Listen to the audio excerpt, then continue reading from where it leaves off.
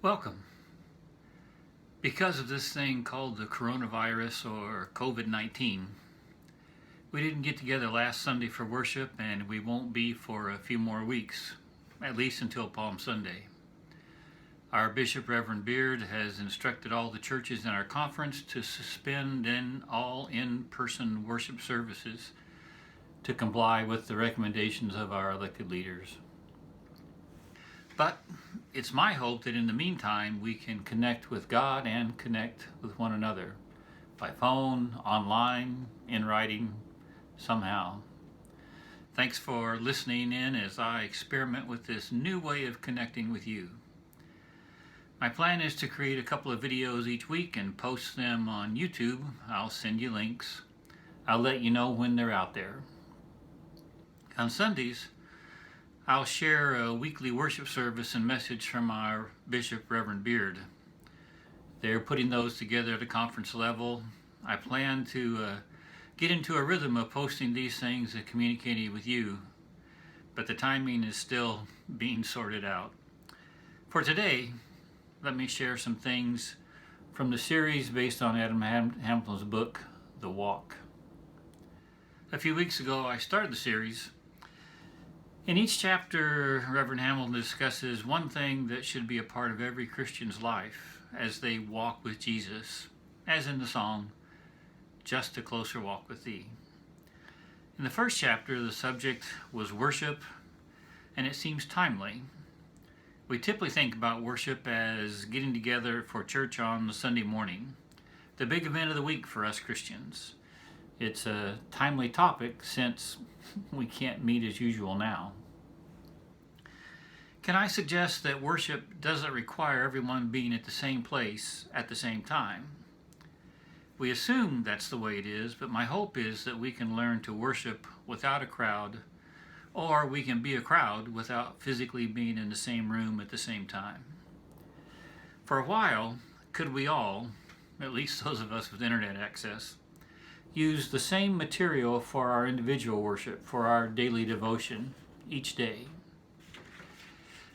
It would be a way of being together without being physically together, and it only takes a few minutes. I'm going to suggest that everyone in the Macon United Methodist Church who has a smartphone, a tablet, a computer, use a daily devotional called D365.org most days of the week. If you have a different plan, do what works for you, but at least let's read a few verses and pray each day. D365.org includes the basics of a worship service, but for an individual instead of a group. There's a pause section. Basically, it's a time of clearing your mind from clutter and to focus on God. Think prelude for our normal service. There's a listen section, which is reading part of the Bible. Next, there's a thinking section. In other words, use your brain to help you understand what God is trying to say to you, taking the place of the sermon. Following that is a prayer section, talking to God about what you've read and what you've thought. And then at the last section, do something about it, how you can put it into action.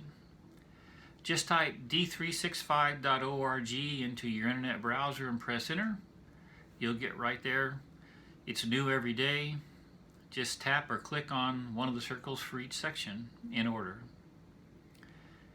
At the same time, I'm going to continue to go through some topics in the book a couple of times each week with videos something like this. More to come on how that's going to work as I figure it out. This is a challenging time. Please pray for your family, for your neighbors, for your friends, healthcare professionals, global leaders, and of course the church. If you have prayer requests, feel free to call me, text me, email me, Facebook me. I'll share them with everyone. Also, in times like these, the church needs to offer help in any way and all ways that it can. So if you would, connect from a distance with people around you. If you see a need, let me know, and we will do our best to make a difference. My phone number and they're on this sheet of paper. My phone number is 217-691-4374. My email is mattnmagejj@gmail.com. And if you want to find me on Facebook, search for Matt Stevens, and this is the picture you'll see. Finally, my expectation is that over the next 6 to 8 weeks, our faith will be challenged some. It may seem like God maybe is not around, not listening. Let me reassure you that He is, and this is not His first rodeo. He will never leave us nor forsake us. He has loved and cared for us before, and He is not going to stop now. May His peace, love, and joy be with you now and forevermore. Amen.